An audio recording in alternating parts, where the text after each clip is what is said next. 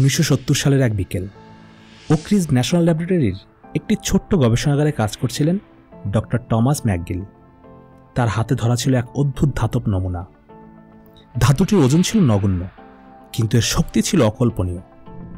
এটিই ছিল ক্যালিফোর্নিয়াম 252। এটি এমন একটি উপাদান যা সেদিন তার দীর্ঘ গবেষণার প্রাণ ফিরিয়ে দিয়েছিল। ডক্টর ম্যাকগিল যখন একটি পুরনো নিউক্লিয়ার রিঅ্যাক্টর বারবার চালু করতে ব্যর্থ হচ্ছিলেন, তখন মাত্র কয়েক মাইক্রোগ্রাম ক্যালিফোর্নিয়াম এই বিশাল নিউক্লিয়ার রিঅ্যাক্টর যন্ত্রটিকে চালু করে দেয়। এটিই ছিল সেই মুহূর্ত যখন ক্যালিফোর্নিয়ামের শক্তি প্রথমবারের মতো বাস্তবিক প্রমাণিত হয়েছিল।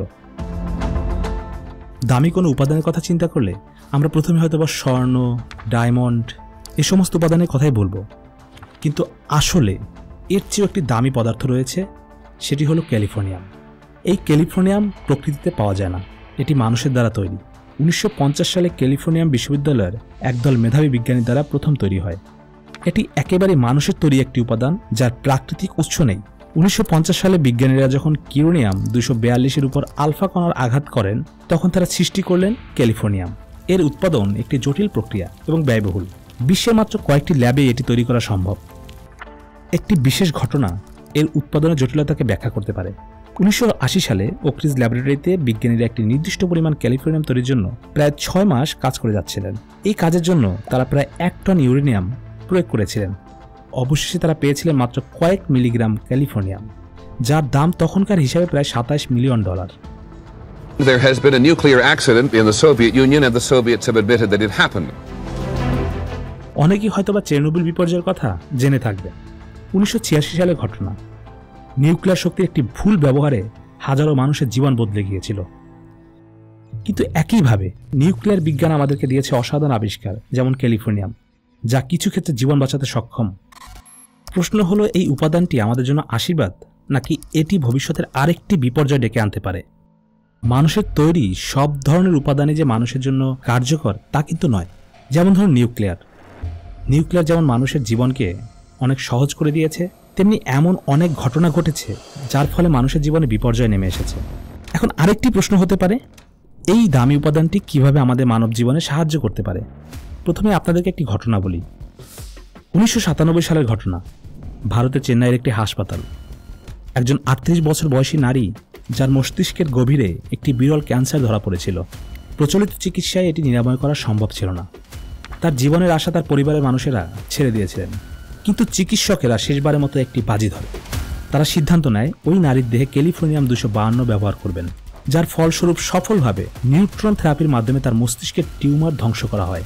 চিকিৎসার পরে তিনি পুরোপুরি সুস্থ হয়ে উঠেছেন এবং তার জীবনের গল্প হয়ে উঠেছিল বিজ্ঞানের এক অসাধারণ সাফল্য। অর্থাৎ চিকিৎসা বিজ্ঞানে, বিশেষ করে সার্ভিক্যাল মস্তিষ্কের ক্যান্সারে নিউট্রন থেরাপিতে এই ক্যালিফোর্নিয়াম 252 বিশেষভাবে কার্যকর। এছাড়া মাটির নিচে খনির মধ্যে অনুসন্ধানের জন্য এটি ব্যবহৃত হয়। 2002 সালে অস্ট্রেলিয়ার পশ্চিমাঞ্চলের এক নির্জন মরুভূমি একদল খনিজ অনুসন্ধানকারীরা ক্যালিফোর্নিয়াম 252 ব্যবহার করে মাটির নিচের খনি বিশ্লেষণ করেন। তারা এমন একটি খনি আবিষ্কার করেন যা ছিল স্বর্ণে ভর্তি। এই আবিষ্কার শুধু তাদের কোম্পানিকে সমৃদ্ধ করেনি, বরং আশেপাশের এলাকায় কর্মসংস্থানের সৃষ্টি করে এবং স্থানীয় অর্থনীতিতে শক্তিশালী ভূমিকা রেখেছিল। এর মানেই হলো, স্বর্ণের মতো দামি পদার্থ এই ক্যালিফোর্নিয়াম 252 দিয়েও অনুসন্ধান করা যায়। মনে হতে পারে ক্যালিফোর্নিয়াম বুঝি মানুষের জীবনে ভালো কাজের জন্য ব্যবহৃত হয়। আসলে তা নয়। ক্যালিফোর্নিয়াম সবসময় মানুষের জন্য আশীর্বাদের নয়, কখনো কখনো এর ভয়াবহ রূপ আমরা দেখতে পেয়েছি। যেমন 2010 সালে রাশিয়ার একটি পরমাণু গবেষণাগারে দুর্ঘটনা ঘটে। এক গবেষক ভুলভাবে ক্যালিফোর্নিয়ামের একটি কন্টেইনার খুলে ফেলেন।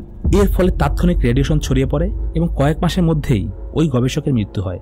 এই ঘটনা বিশ্বকে মনে করে দিয়েছিল রেডিয়েশন কতটা বিপজ্জনক হতে পারে। এমন সব ঘটনা থাকার পরও একটি পুরো শহরকে ধ্বংস হওয়ার হাত থেকে রক্ষা করেছিল এই ক্যালিফোর্নিয়াম। একদল সন্ত্রাসী লন্ডনে হামলার উদ্দেশ্যে অতি গোপনীয় পরিকল্পনা করে। তারা লন্ডনের একটি আন্তর্জাতিক বিমানবন্দরের সকল নিরাপত্তাকে প্রায় ফাঁকি দিয়ে ফেলেছিলেন। কিন্তু ওই বিমানবন্দরে ক্যালিফোর্নিয়াম 252 একটি ডিটেকশন মেশিন বসানো ছিল। এই ডিটেকশন মেশিন ব্যবহার করে নিরাপত্তা বাহিনী ওই বিস্ফোরক শনাক্ত করে ফেলে।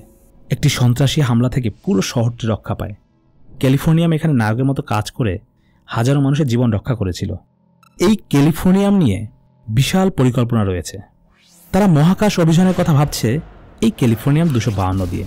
2040 সালে নাসা একটি মহাকাশ গবেষণার কল্পিত ভবিষ্যৎ তৈরি করে রেখেছে, যা দিয়ে বিজ্ঞানীরা ক্যালিফোর্নিয়াম ব্যবহার করে এমন একটি জ্বালানি তৈরি করার পরিকল্পনা করেছেন যা আমাদের সূর্যেরও দূরে অন্য যেসব গ্রহ রয়েছে সেই সব জায়গায় পৌঁছানোর ক্ষমতা রাখতে পারে। এটি আমাদের মহাকাশ অভিযানকে নতুন এক উচ্চতায় নিয়ে যাবে বলে বিজ্ঞানীরা আশা করছেন।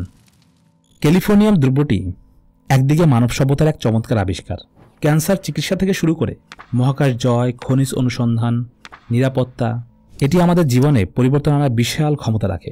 কিন্তু এটি একটি দুইমুখী তলোয়ার। শুধু একটি ভুল পদক্ষেপ এটিকেই মানব সমাজের জন্য অভিশাপে পরিণত করতে পারে। ভুল ব্যবহারে এটি হয়ে উঠতে পারে চেরনোবিল বা ফুকুশিমা।